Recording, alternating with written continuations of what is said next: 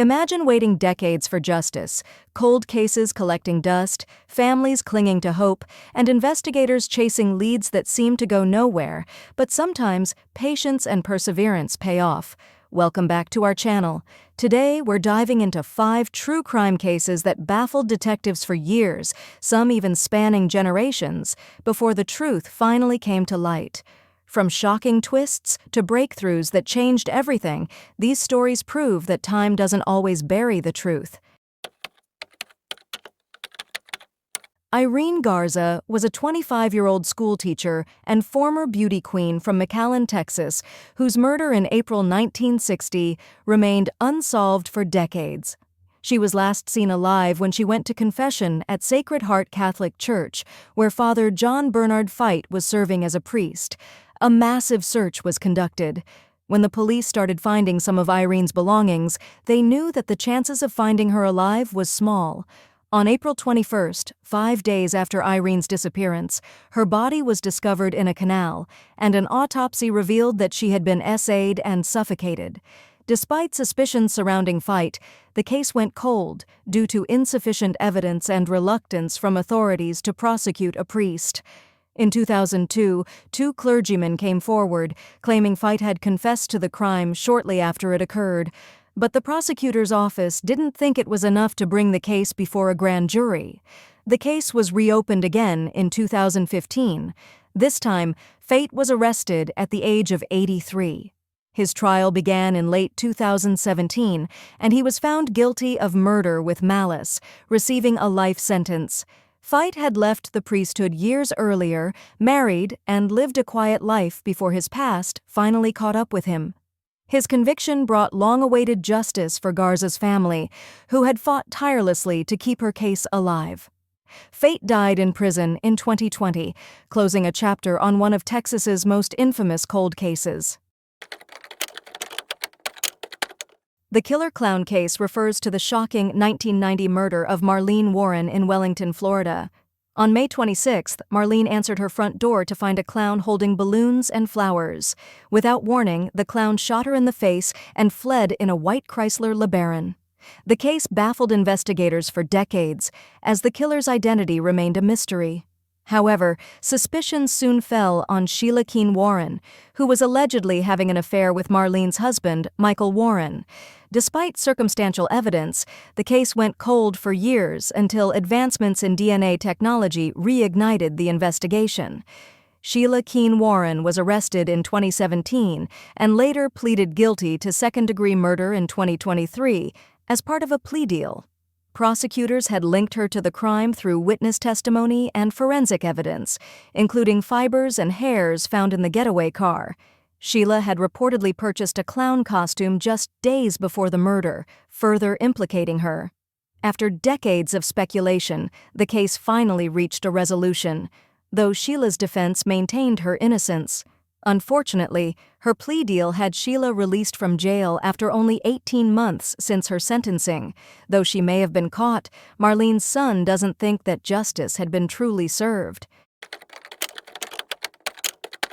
The Bear Brook murders refer to a chilling case in which 4 bodies were discovered inside 2 barrels in Bear Brook State Park, Allenstown, New Hampshire. The first barrel, found in 1985, contained the remains of an adult woman and a young girl, both victims of blunt force trauma. The second barrel, discovered 15 years later in 2000, held the remains of 2 more young girls. Investigators struggled for decades to identify the victims and find leads that could help them solve the case. Though the discoveries had happened more than a decade apart, the authorities were sure that the murders had been committed around the same time by the same person. It would take 17 years until the killer could be named, and another 2 until his victims would be identified. In 2017, the police were able to link the murders to Terry Pater Rasmussen using genetic genealogy techniques. Rasmussen had died in prison 7 years earlier, while serving a sentence for the murder of his then-girlfriend, Yoon Soon Jun. DNA analysis confirmed that one of the victims was Rasmussen's biological daughter, though her identity remains unknown. The case gained renewed attention in 2019 when authorities finally identified 3 of the victims as Marlies Honeychurch and her 2 daughters, Marie Vaughn and Sarah McWaters, who had disappeared in 1978. By this time, Rasmussen had become known as the Chameleon Killer due to his lengthy list of aliases. Authorities had discovered that he had assumed many different identities and was involved in at least one other murder, as well as the disappearance of a woman named Denise Baudin. Because of his numerous aliases, it was difficult for investigators to thoroughly track his movements. To this day, authorities still suspect that Rasmussen may have been involved in other unsolved homicides and missing persons cases.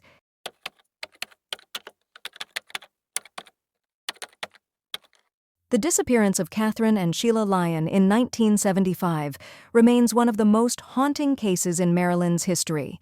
The sisters, aged 10 and 12, vanished from a shopping mall in Wheaton, Maryland, on March 25, 1975, sparking one of the largest police investigations in the Washington metropolitan area.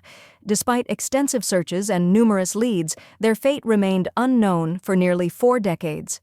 Witnesses reported seeing the girls speaking to an unidentified man carrying a briefcase with a tape recorder, but no immediate suspects were identified.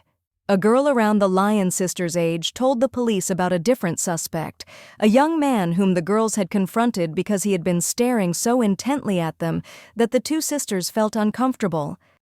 The case eventually went cold, leaving their family and community without answers for years.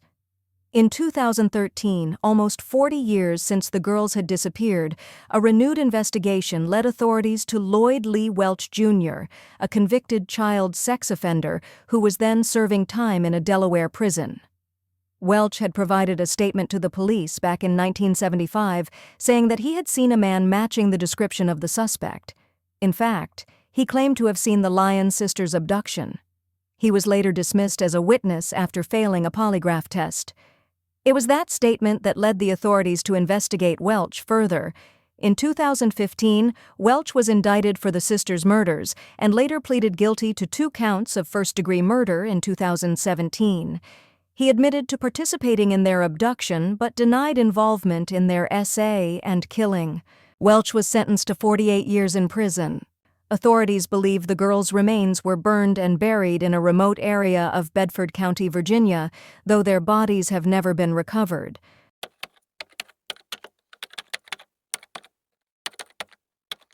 Jay Cook and Tanya Van Kuylenborg were a young Canadian couple from British Columbia who were murdered while on a trip to Seattle, Washington, in November 1987. The couple had planned a short overnight trip to purchase parts for Jay's father's business, but never returned home. Their families reported them missing when they failed to make contact. Days later, Tanya's body was discovered in a ditch near Alger, Washington. She had been SA'd and shot in the head. Jay's body was found 2 days later, nearly 60 miles away, showing signs of strangulation and blunt force trauma. The case remained unsolved for decades, with investigators struggling to identify the perpetrator despite obtaining DNA evidence from the crime scene. In 2015, a woman named Chelsea Rustad won a DNA spit kit from a contest. She uploaded her DNA to a website where users share DNA to help build family trees, not knowing that it would lead to a breakthrough in 2 unsolved murders years later. In 2018, authorities were able to make use of forensic genealogy, a technique that had recently gained prominence in solving cold cases. The suspect shared enough DNA with Chelsea Rustad to be second cousins, and this discovery allowed genetic genealogist Cece Moore to build a family tree and find William Earl Talbot II. The investigators were able to get a sample of William's DNA from a coffee cup he used and compare it with the one found on Tanya's pants. It was a match. William was then arrested and charged with the murders.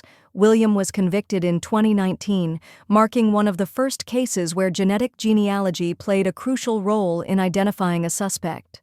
The case highlighted the power of advanced forensic techniques in solving long-standing mysteries and brought closure to the victims' families after more than 3 decades of uncertainty. Thanks for watching. It's incredible to see how justice can finally be served, even after decades of uncertainty.